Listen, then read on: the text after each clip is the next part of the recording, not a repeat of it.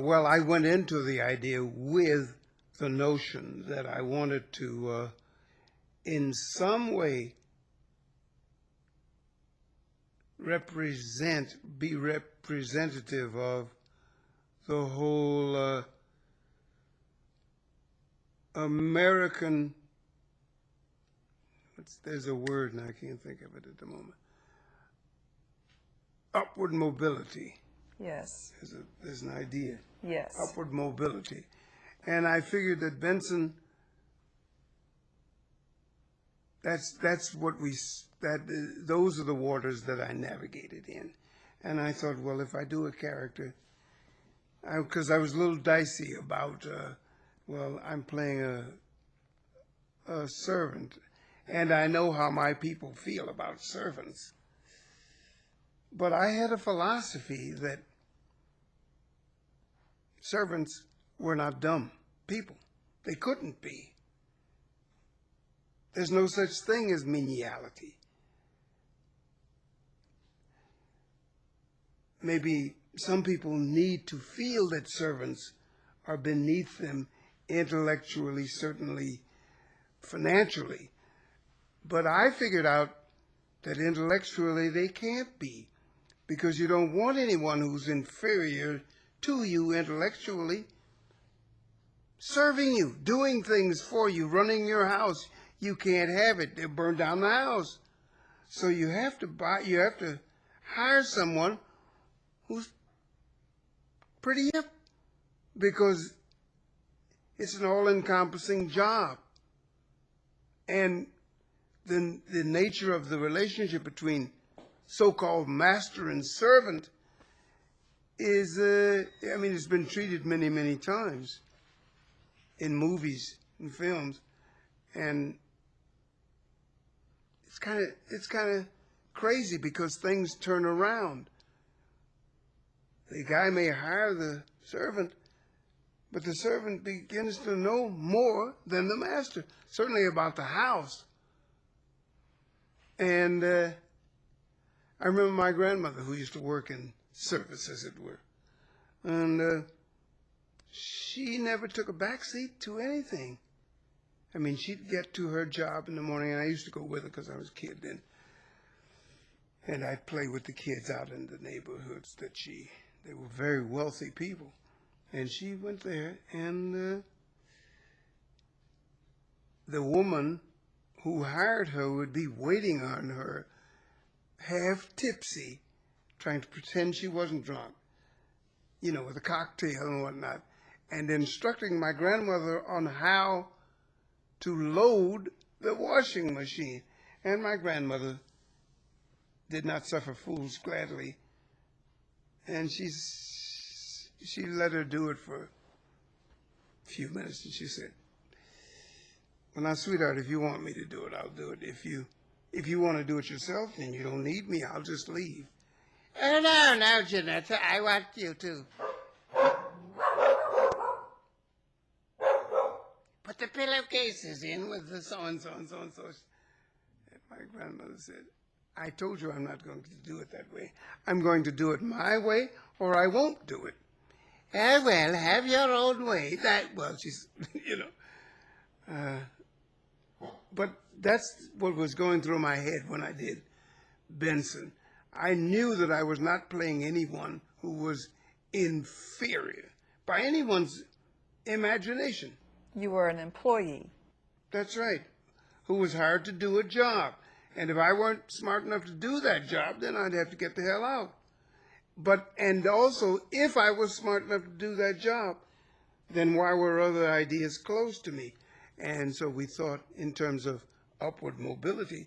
And so I was happily working with people who, first of all, had written the character against type, as they say. In other words, it's called an ancient retainer, but he's nothing like that. Yes. And so that's how we started to move the character up. I see. And then, of course, at the very end of the Benson television series, the character became what was the role of the character Benson? Lieutenant Governor. Yes. And he was running for governor, and had we gone on, which we were scheduled to do, but the producers again and the network got mad at each other and they decided to yank Benson. But Benson had run for how many years? 7. 7 years. That's a good run. Yeah. Yes. Were you involved in this development of Benson from the beginning until the end with the writers? No, well, it wasn't so much working with the writers. It was just a question.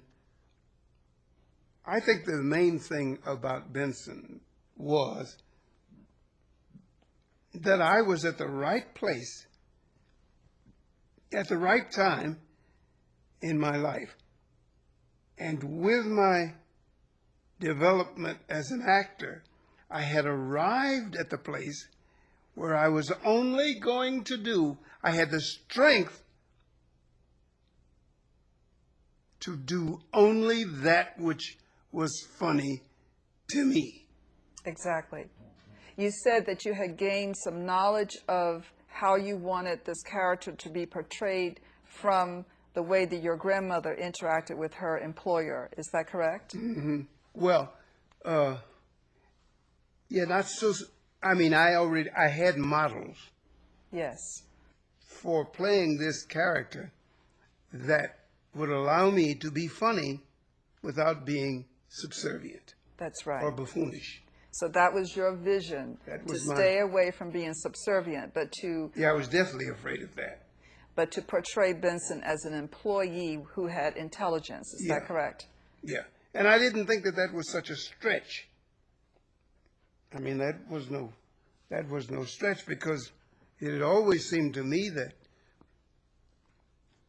the employee was quite often smarter than the employer, and even though very few people don't think anything about that. But I also had a vision that this guy Benson was sort of a revenge character for Amos and Andy Yes. and all of those people. Amos and Andy, Willie Best, Mantan Moreland, guys who had to exaggerate what they were doing simply to be credible. And I just saw Benson as some kind of revenge for that. Well, I was always peculiar in the sense that I was thinking outside the box, in a sense. I was, well, what does this mean? What does that mean? I knew, for instance, that there were things that I didn't do in Benson that I could have done under the guise of letting myself go. But I knew that if I were to do some of those things, it would redound on me in a way that I just wouldn't have been comfortable with. I remember one time I was just clowning around, and I decided I was going to make a face, a typical bug-eyed face. Well, when someone was taking a picture of me at the time, and that's the picture that they decided to show to advertise the next week's show. And it was something I said, I don't want to see that. But I don't know, in my own paranoia, it proved my contention that it was part of what I considered my responsibility. I always have the feeling that, well, anything goes. Whatever you see in front of the camera, that's what it is. It's all good. But you want it to be done correctly. Is that right? Yeah, of course. And I didn't think that there was a great deal of difficulty in doing that. Yes. There's far more than I think there is, or thought there was at the time. If I had it to do over, I would have stuck to my guns. I don't think I stuck to my guns enough. There were certain things that I wanted to see. I wanted, for instance, some humor to come out of Benson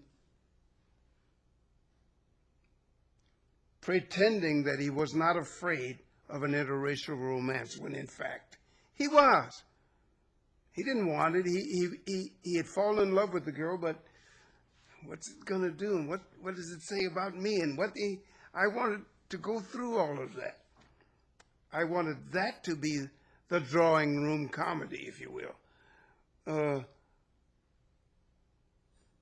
I wanted Benson to have a relationship with his psychiatrist where she pretended that it didn't matter to her that Benson was going with a white woman. Now, he's this professional, and I thought we could get some humor out of her pretending. It's all right with me, I don't care, but she's mad as hell about it. Yes. For one reason or another. And we can invent all kinds of reasons why she would be upset about it, but not be able to admit it. I thought we'd get comedy out of that. And I found that there was a lot of opposition that occurred simply because of the interracial romance. People could not see that it can be humorous. They just think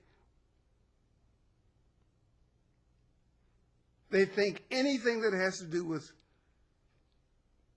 interracial romance has to be racist. It has nothing to do with that.